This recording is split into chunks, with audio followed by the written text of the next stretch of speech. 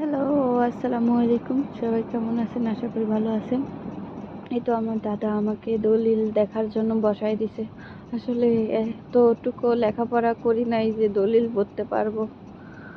কি আর বলার, দলিল পড়তে পারি না। পরে ৩ ঘন্টা ধরে দলিল দেখে দেখে আর ভাল লাগতেছিল না। পরে আসলাম একটু বাগানের এইদিকে চাল কুমড়া গাছগুলো দেখতে।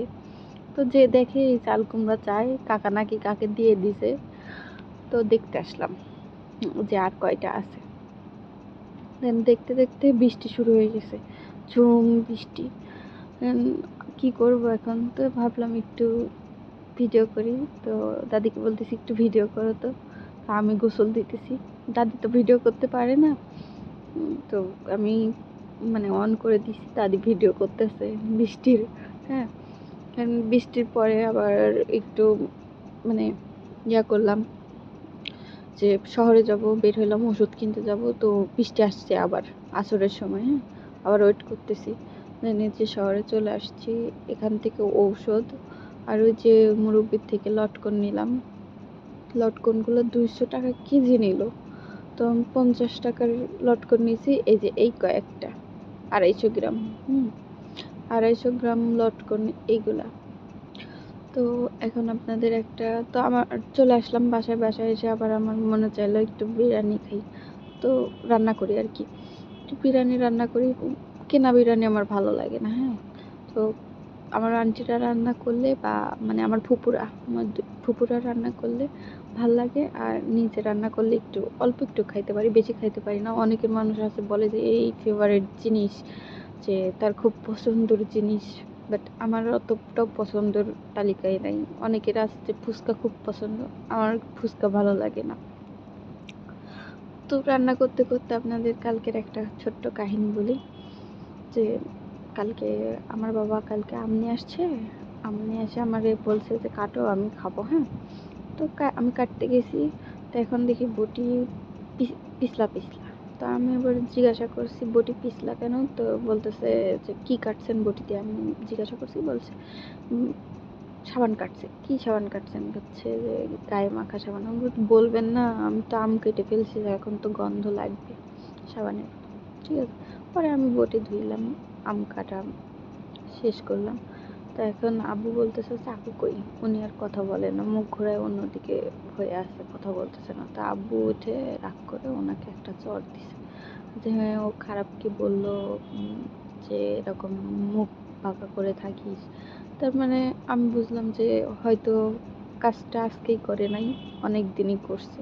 তো নিজের সেফটি নিজের কাছে থাকা লাগবে। এর আগেও একদিন আমার বাবা বলছে যে ও খারাপ কি বলছে যে এমন করিস, এ কথা বলছে। তো আমি এই জন্য আমি কারোর সঙ্গে কথা বলি না, সবসময় চুপচাপ থাকার চেষ্টা করি।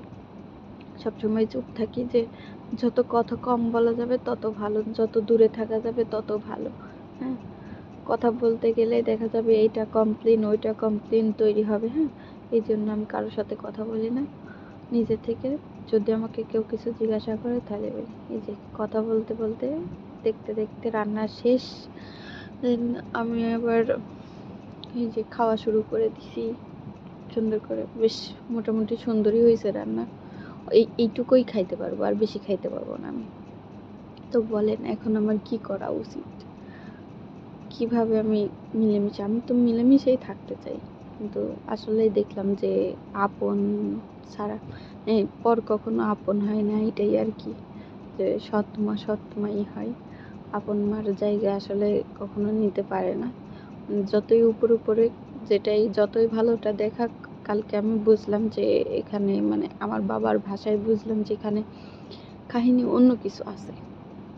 আমি বেশি কিছু বলি না, এই জন্য আমি ঘরের থেকে বের হই না। আমার দাদি যখন ডাকে কাজের জন্য, আমি বের হয়ে শুধু তার কাজটা করে দিয়ে আবার ঘরে এসে চুপ করে থাকি, বা বাগানে যাই, বাগানে যেই কাজ করি, ওইদিকে থাকি।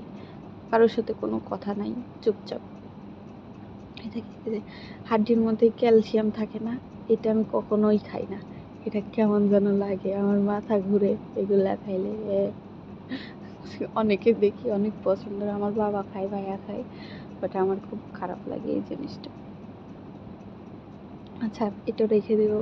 তারপরে যে লটকন কিনলাম, এখন রাত্রে হয়ে গেছে, লটকনগুলো আর খাবো? আর টক কিন্তু আমার সেভাবে পছন্দ না, কিন্তু লটকনগুলো খাইতে খুব ভালো লাগে। আমার লটকন খুব পছন্দ, লটকন খাই আলহামদুলিল্লাহ। এই জন্য কালকে যে আমগুলা নিয়ে আসছে না, ওই আমগুলা আর আমি খাই নাই। যে এই আমের জন্য এমন হইলো, আমার মনে হয় এই আম নিয়ে আসছে, আম আমি ধরছি জন্য এরকম হইলো। এই জন্য আমি আর আম খাই নাই। এখন সব হ্যাপি, সব কিছু খুশি, আমি খাচ্ছি না আম। আজকের মতো এখানেই শেষ, আর কিছু বলার নাই। আর কিভাবে চলা যায় আপনারা অবশ্যই আমাকে পরামর্শ দিবেন, দিয়ে হেল্প করবেন, যেন আমি শান্তিতে থাকতে পারি, ঝয় ঝামেলা না হয় কারোর সাথে। এটাই সাজেস্ট করবেন সবাই। ভালো লাগবে যে সবাই যদি মতামত দেন, তাহলে আমি বুঝতে পারবো যে আসলে আমার ভুলটা কোথায়।